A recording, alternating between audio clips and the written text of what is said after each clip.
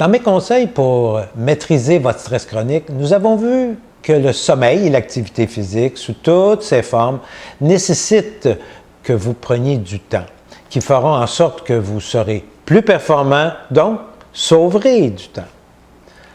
Maintenant, pour contrer vos mammouths, prenez du temps pour bien manger et être à votre poids santé. Pour maigrir, choisissez un programme alimentaire reconnu avec suffisamment de protéines, peu de glucides et une perte de poids motivante. À votre poids santé, le plus important est d'avoir une alimentation variée et équilibrée avec les différents groupes alimentaires et en quantité adaptée à votre besoin. Méfiez-vous des sucres. Je vous réfère à mon livre « Motivation minceur » au chapitre 11.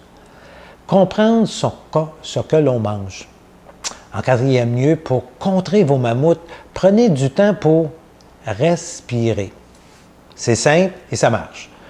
Un pionnier, Jon Kabat-Zinn, a popularisé le terme de mindfulness, qu'on pourrait traduire par la pleine conscience.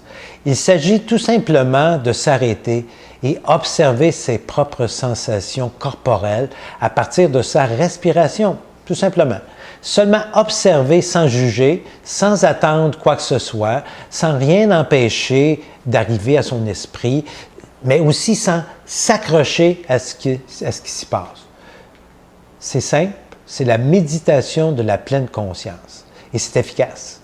De nombreuses études faites dans les universités sérieuses le démontrent. Lorsque vous inspirez profondément en soulevant votre ventre, votre diaphragme se distend et active votre système nerveux parasympathique qui ralentit votre réponse au stress et la production d'hormones de stress. Je vous réfère à mon programme sonore « Méditation minceur ». Maintenant, en cinquième lieu, pour contrer vos mammouths, prenez du temps pour vous faire plaisir. Tout en vous concentrant sur votre respiration lente et profonde, chantez, écoutez de la musique qui vous calme, dansez seul ou avec d'autres, lisez sur des sujets apaisants et riez. Le rire a son effet le plus bénéfique et c'est démontré. Maintenant, en sixième lieu, prenez du temps pour choisir votre vie mensuellement. Arrêtez-vous et demandez-vous si vous êtes satisfait de votre vie personnelle, votre santé, de votre condition physique et mentale, de votre vie amoureuse, de votre vie familiale et finalement de votre vie professionnelle.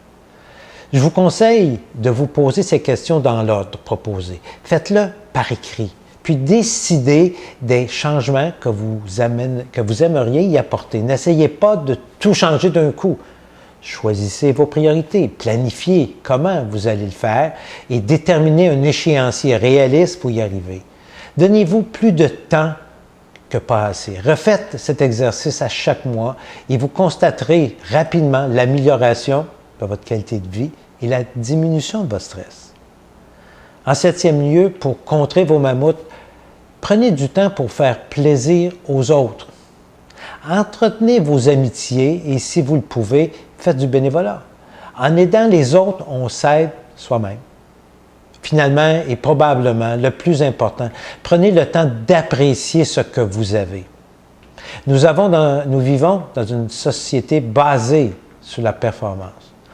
On vous souhaite de profiter de vos vacances, de profiter de la vie au maximum, de profiter de l'argent que vous avez. Moi, je vous dis que le plus important est d'apprécier ce qu'on a, pas ce qu'on n'a pas. D'apprécier la santé qu'on a, même si on a une maladie ou un handicap. D'apprécier les biens qu'on a, même si on n'est pas riche. D'apprécier le travail qu'on a, même s'il ne répond pas à toutes nos aspirations. D'apprécier le conjoint ou les enfants qu'on a, même s'ils ne sont pas parfaits. D'apprécier les amis qu'on a, même s'ils ne sont pas toujours aimants. Apprécier ce qu'on a dans le moment présent. Ne veut pas dire que je ne ferai pas d'efforts pour améliorer mon sort. Au contraire, c'est légitime et ça fait partie de notre démarche spirituelle dans l'univers qui nous habite. Peu importe la journée que vous avez vécue, en vous couchant le soir, dites « Merci la vie. Merci de votre présence. »